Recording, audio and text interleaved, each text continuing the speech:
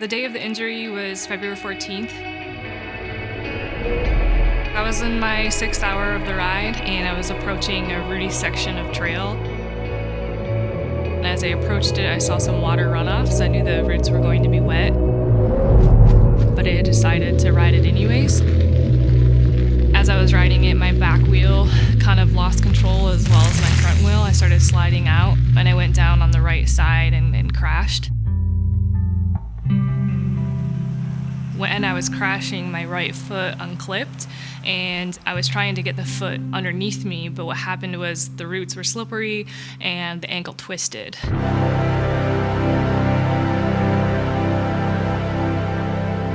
not sure exactly what happened, but there was a very palpable snap sensation. And in that moment, the most intense pain that I have had came upon me and I actually started vomiting on the side of the trail. I was trying to walk the bike, but the ground was uneven and it was so painful I couldn't put any weight on it.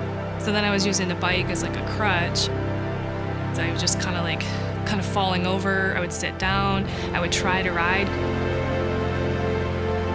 And it was just pain. Anything I did was so painful. I was panicking. I was like, is an ambulance gonna have to come? That was my only focus, was that I need to get out of here so I can get help. I knew that I was not able to ride, I wasn't able to walk. I needed help.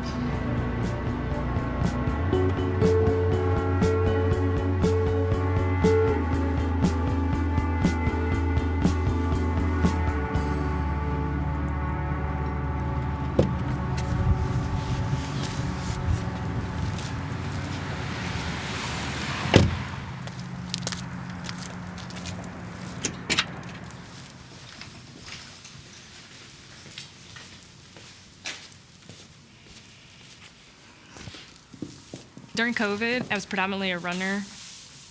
I ran throughout college, and that was most of my athletic endeavors. Nice. Classic story, got injured, and then all of a sudden hopped on a bike and found that I had a talent for riding bikes that I really didn't know about. Ultimately, what ended up happening was I started Zwift racing, which is an esports platform.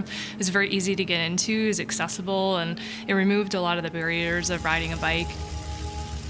From there, it kind of took off, and 2022 is a pretty pivotal year. I was just starting to race, still working full-time as a physician assistant. But that fall, I ended up winning Big Sugar, and that really opened up a lot of doors.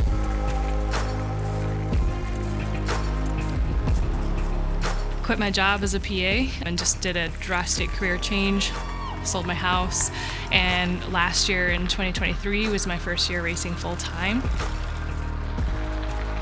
And I traveled the country. I raced 10 months of the year, and it was a really good learning experience. The build that I was having coming into 2024 was basically perfect. I mean, you don't usually have that as an athlete. You always have setbacks when you're training as much as I am, but yeah, I was ready to have an amazing start to the season. I was just chomping at the bit to race and really pumped to see the progress and the work that I had done for many months in the off season, get ready to put that to work. Okay, it is February 23rd and I just got news that I have to have surgery on my ankle next week. How do I feel right now? I feel pretty bummed. I'm gonna be missing Mid-South for sure, but likely missing out on a pretty critical time of training, especially for Unbound. Yeah, and I feel sad. I feel scared. Riding is a huge part of my life, and it's how I connect with my friends. It's how I process my thoughts, and for now I just focus on what I can do, which is recover and mentally prepare for some dark times ahead, and just make sure that I'm open with the people in my life to make sure that I can get help from them. And yeah, stay positive, you know, that's what they say. What you doing? I'm here. But I've learned that Watching a movie? is the most important thing in the I entire world. being outside. Alright, we got 3. That's how you know you're a cyclist.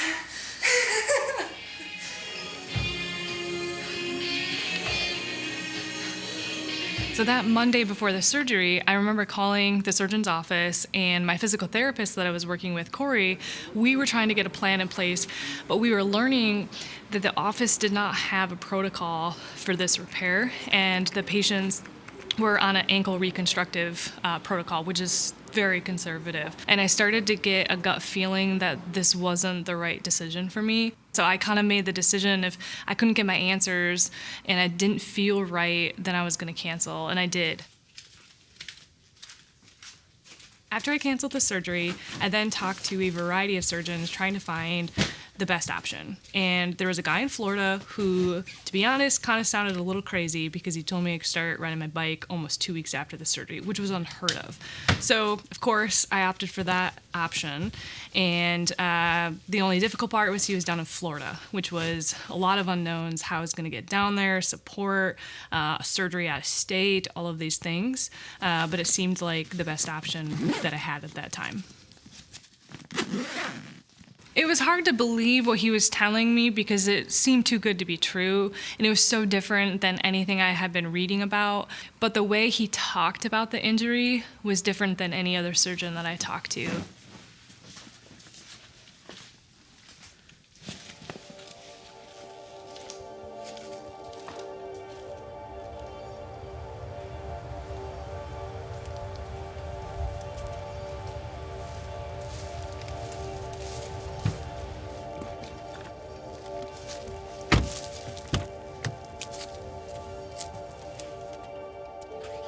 I think I'm just feeling a little anxious. New town, I don't know this facility, I don't know the surgeon.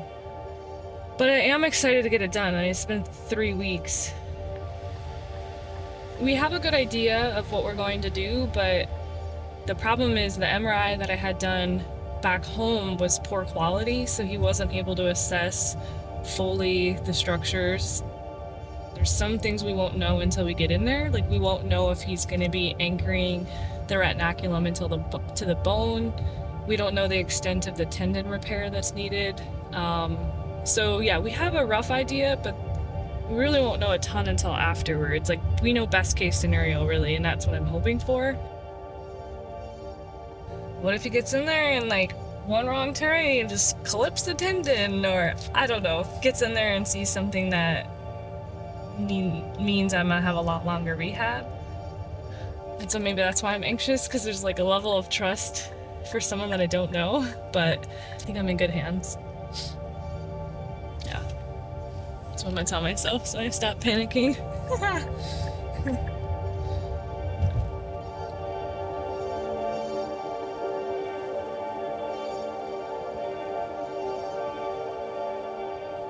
Here's the tendon sheet that I just opened up. Here's all the fluid that just came out. Definitely inflamed. Here's the retinaculum. It was definitely torn. It should have been attached to here. All right, here is the muscle that's really low on the tendon. So that's where we're debulking it. So we're gonna take this part off. And then this tendon will be much skinnier and it will sublux.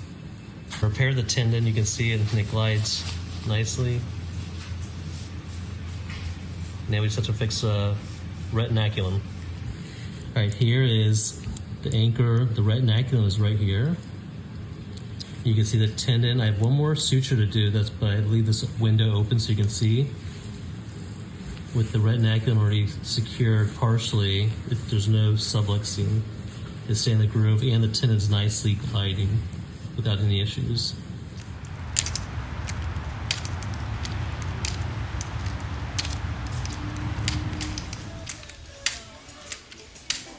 All right, let's take this boot off.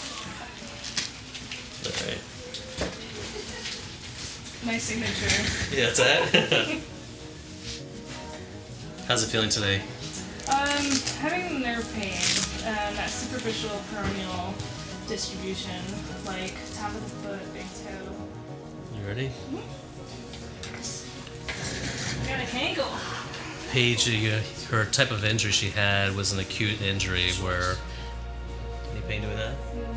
The retinaculum that's on the outside of your ankle, it's almost like a seatbelt where it contains the tendons, and you actually essentially ruptured that seatbelt, as I call it, or the ligament.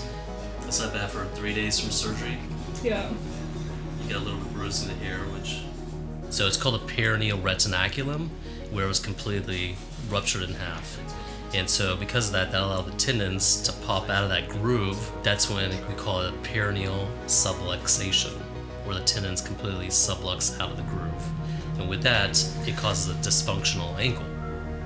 Have you had laser treatments before? The procedure, there's a lot of different ways to repair this.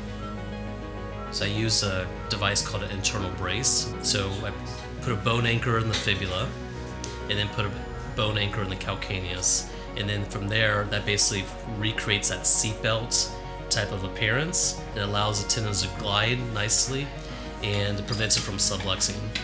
So there's a suture tape that basically mimics what the retinaculum should do. So that's what the repair was. Those are massive stitches. Normally, when that's not accessible, you would have to do a primary repair where you're dependent on the suture, and that usually requires much longer recovery because you're naturally waiting for that retinaculum and the ligament to heal together, which that could take up to 2 to 3 months. So all three at the same time. Mm-hmm. Okay. So 50% weight with the crutches, Okay. 50% weight with so when this goes up, don't let the crutches touch first. Okay. Nope. Make sure it's all three at the same time. That's perfect. You just want to try one crutch? Yeah, I feel like I'm not putting much weight on it at all. I could probably try. Can I try without it? Yeah, it's like a faith healing. Get rid of the crutches. Yeah, it definitely is painful, but. Relax your arms. Right. Okay, 3 days post-op. Yeah, what was your other suggested post-op course? 2 to 3 weeks non-weight bearing. Not weight bearing? From 4 other surgeons. Yeah, so we got you walking. So, yeah, thank you. All right, we'll get you on the bike like 12 days. Yeah, I can't wait. 9 days. Well, 9 days from now, yeah. Counting You've it. already banked 3. That's, who's counting? Yeah. All right. Okay.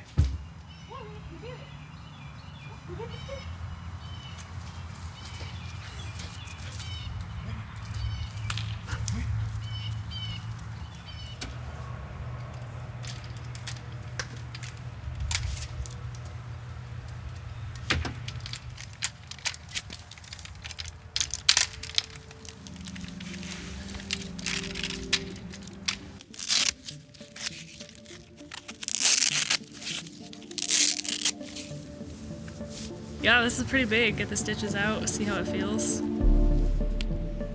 About 2 weeks post-op. Put a lot of stitches in my days in the ER. Another day in the office, except it's my own leg. It just means we're moving along, really. I mean, 2 weeks flies. There's days where it feels like forever because you're not riding and my normal life is kind of taken away. One down. This is just like a monumental 2 weeks, stitches come out. You kind of think my ankle was assaulted, right? And we're taking a small piece of those assault out. Yay! And it's just kind of nice to be moving forward and making some progress.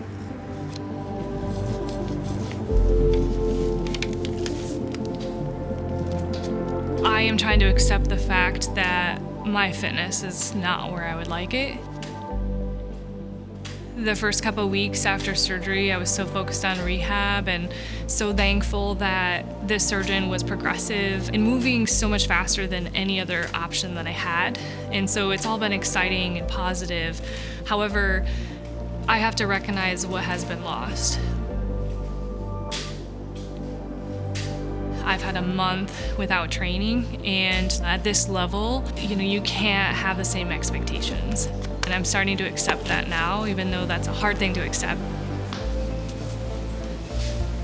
Feels early, like I have concerns that this is maybe a little too aggressive, but I also trust my surgeon.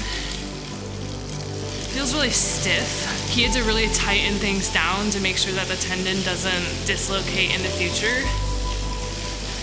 Given how hard surgery impacted me, it just knocked me on my ass. But now, Given how things feel right now and today, I feel like Unbound's back on the table. I may have to meet her expectations. For me, I want to show up healthy and able to complete the race. Do I have the mindset that I could win this year?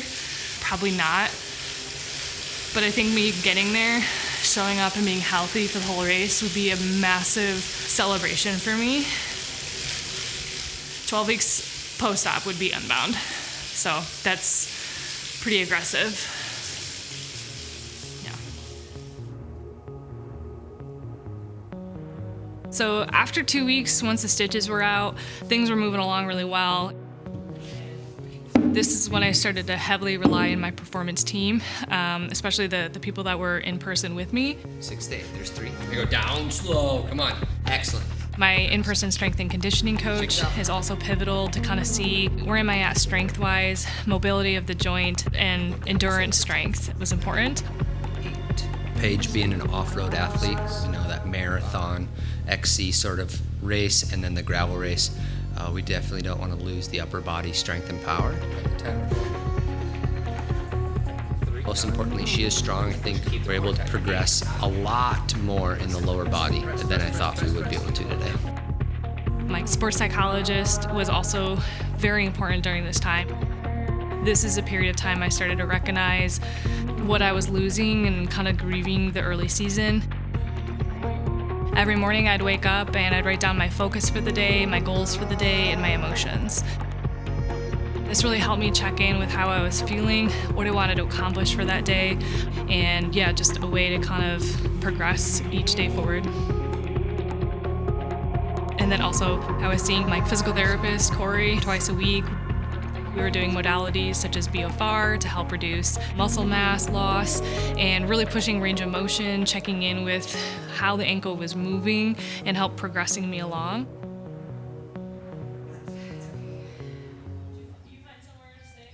How's that feel? Ugh, yeah, feeling it. Tight? Yeah. I mean, I'm going pretty aggressive too. Yeah, on and that. he I don't know said if that's you could okay. tell. Yeah. It's almost where your fingers are wrapped. Yeah. Yep. That better? Yeah.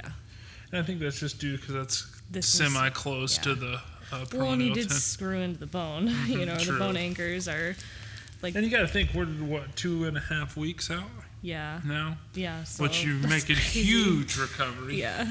Yeah, it's massive.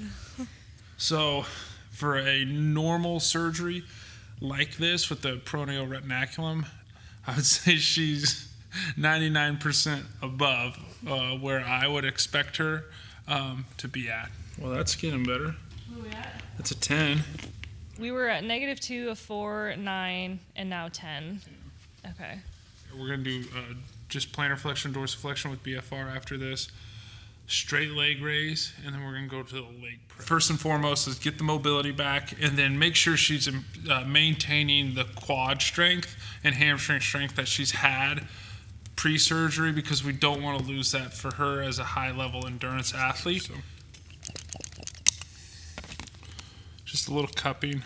I feel like every time I come here, it's like more and more progress each time, which is exciting and good. We're just like progressing so fast, and I'm at the stage now where like I'm about to see a plateau probably, and like small gains will be happening, but not the big gains we saw early on, and that part can be really frustrating.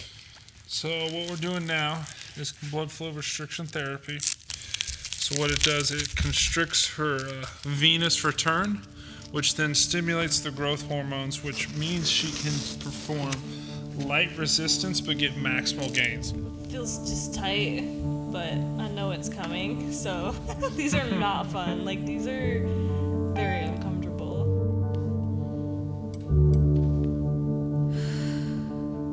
This is a very rare surgery that I've seen the peroneal retinaculum repair. I've seen a lot of peroneal tendon tears, but never just for the retinaculum. And yes, she had the peroneal tear too, but I think with how Paige is, just knowing her personally too, she's gonna come back stronger.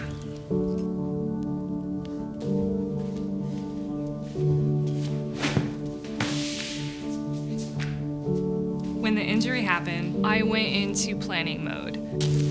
I was practicing PA for 8 years, and patients are coming in and you have split seconds to make decisions. My mind just naturally goes into that. That's how I've been trained. I'm not sure I took the time right away to fully understand what was being taken away from me. I don't think I sat there and realized what was to come. And I'm getting emotional now thinking about it, but I don't think in that time I recognized the impact it was gonna have on my year. Yeah.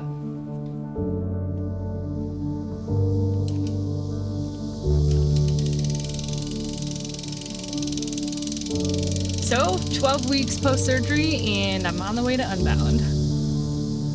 I mean, honestly, we didn't even think I was gonna race until probably 2-3 weeks ago, so I'm just happy to line up. This is a tough one because I spent so much of my off-season thinking about Unbound and wanting to podium and do really well at this event, and so it's really weird and hard to change headspace, especially last year since this was also a priority event for me, and then I had a DNF because of the mud. Honestly, I just haven't been riding much and haven't raced this whole year. I'm just excited to be there. So I'm disappointed and bummed out, but I also am just super pumped to be back on the bike. Welcome, Emporia. We're excited to have the deepest field in North American gravel here today. This is the who's who of gravel racing in the world. This is going to be exciting. We are going to start them in 5, 4, 3, 2, 1. It is go time. Our elite women are officially out on board. When I train a lot, it makes me feel accomplished. When I train a lot, I go race well, and that feels good. So when you take that away, you have to be really confident in who you are as a person. You have to say, who is Paige outside of being a bike racer? I've really spent time learning that about myself and finding value in who I am as a person outside of a race result. I found value in relationships that I've built with people. It's okay to be sad. Just sit in that sadness, be okay with it, accept it. This is what you have going on in your life right now. And I think when you deal with those emotions, it allows you to move on faster. It allows you to have a healthier mindset down the road. Unbound Gravel and Emporia, this is a 9-up sprint. Who will take it to the finish line? Rosa Closer takes this win! Paige Onweller with an incredible comeback ride, getting the ride that she hoped for last year at Unbound with the last podium spot in 3rd place. What an incredible race. I'm super stoked. I had no idea this was in me. I'm so jazzed for what this means for the second half of the season, and I'm just so proud of myself. I never made excuses for the injury and for how I was feeling. I just committed to the process and had a lot of people get me here and help me do an amazing race. I wanted to make sure I give it my best for them.